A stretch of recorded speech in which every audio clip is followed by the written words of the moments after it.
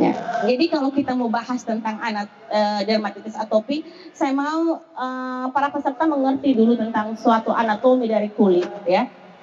Slide. Nah, jadi kulit itu terletak dari sisi terluar dari anggota tubuh manusia. Dan kulit itu terbagi atas dua. Kulit yang berambut dan bagian kulit yang tidak berambut. Yang mana yang tidak berambut? Di telapak tangan sama telapak kaki. Itu yang tidak berambut. Lain pada itu semua berambut semua. Ya.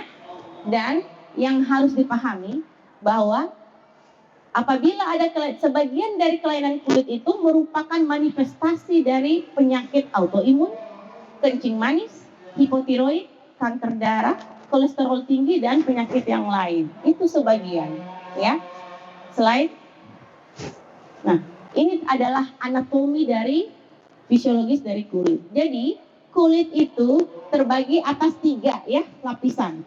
Epidermis, dermis dan subcutaneous layer. Nah, epidermis ini terbagi lagi dari ada beberapa lagi lapisan namanya stratum ya, stratum corneum, lucidum, granulosum, banyak deh. Dan di dermis itu ada kolagen, elasin, mast cell, neutrofil, dermal dendrit dan semua ini berfungsi untuk melindungi kulit kita. Masya Allah sekali, ini ciptaan Allah ini luar biasa banget. Sangat detail ya. Jadi kulit itu merupakan avenger untuk tubuh kita ya. Jadi dia perlindungan fisik terhadap gaya mekanik, sinar ultraviolet, bahan-bahan kimia yang lain, dan perlindungan imunologi, misalnya bakteri, virus yang menyerang tubuh kita. Kemudian ekskresi, kemudian dia sebagai suatu pengindra, pengatur suhu tubuh, pembentuk vitamin D dan kosmetik. Slide. Nah, ini adalah bagian-bagian kulit yang sudah tadi saya sebutkan ya.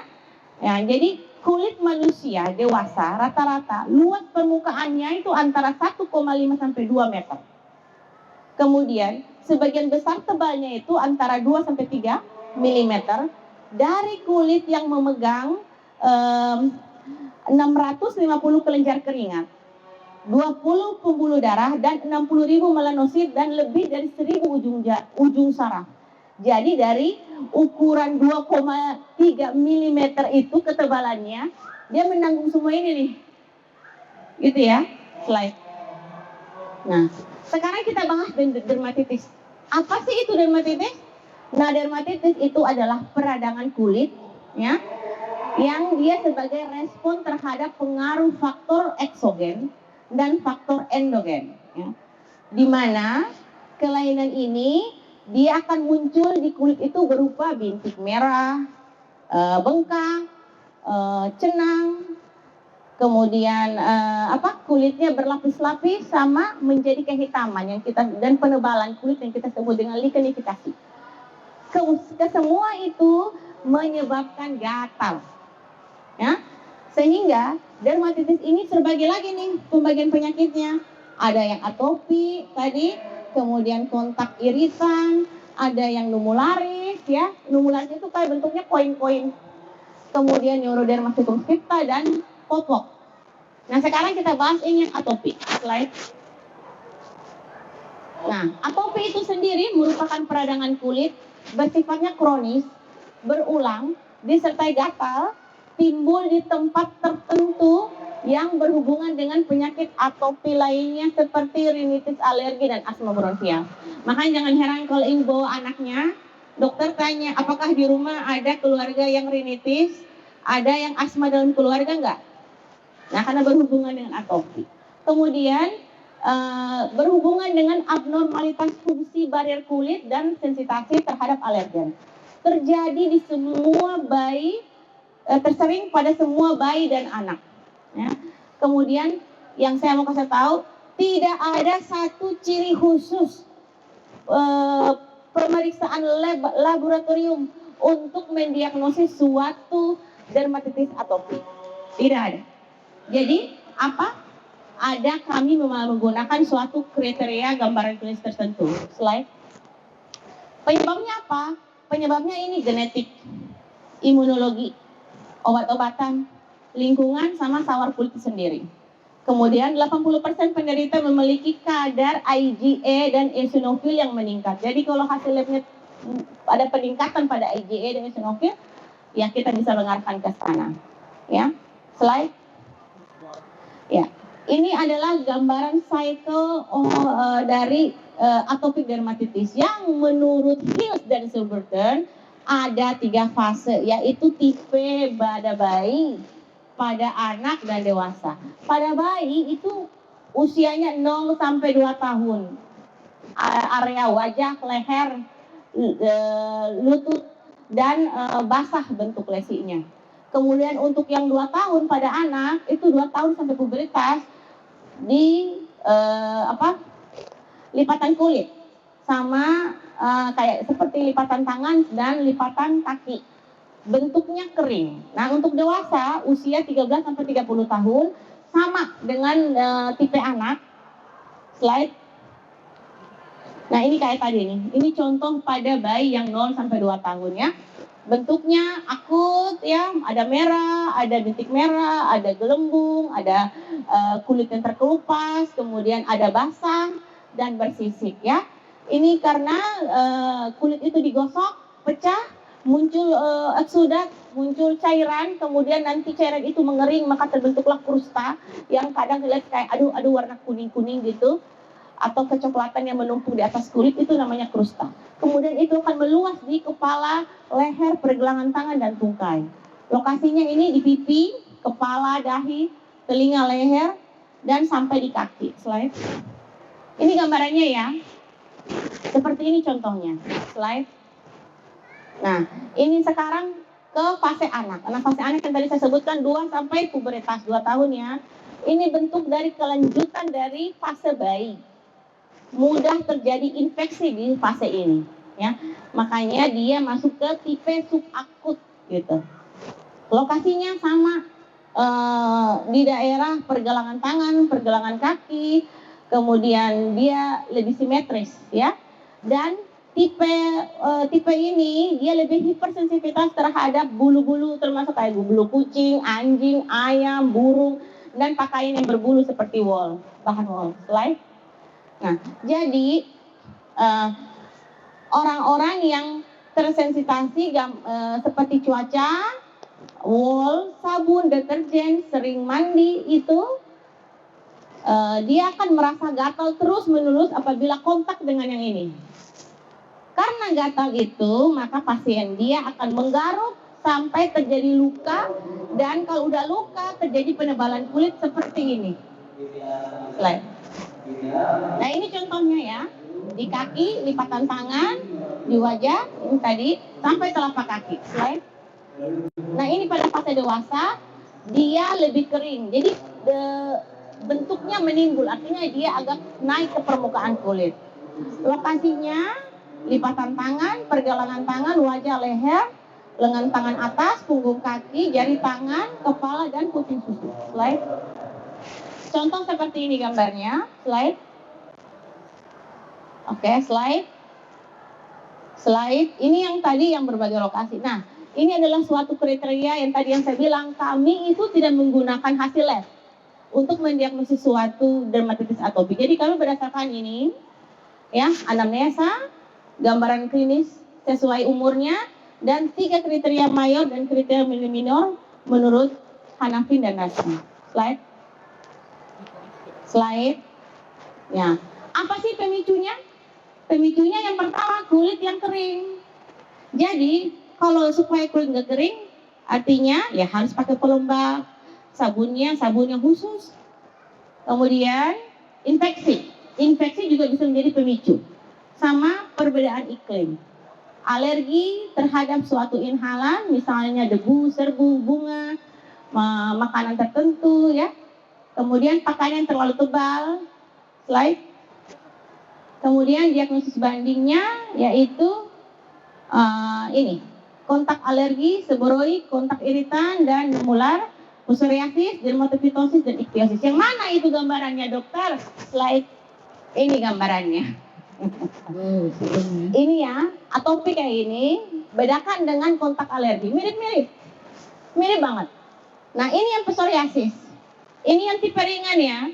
Psoriasis itu ada macam-macam. Ada yang tipe berat. Slide. Nah, ini yang seborrheic. Ini yang dermatopitosis itu jamur. Nah, jamur itu jadi gini. Banyak yang datang bilang aku kena jamuran. Padahal jamur itu ada klinis, ada khasnya.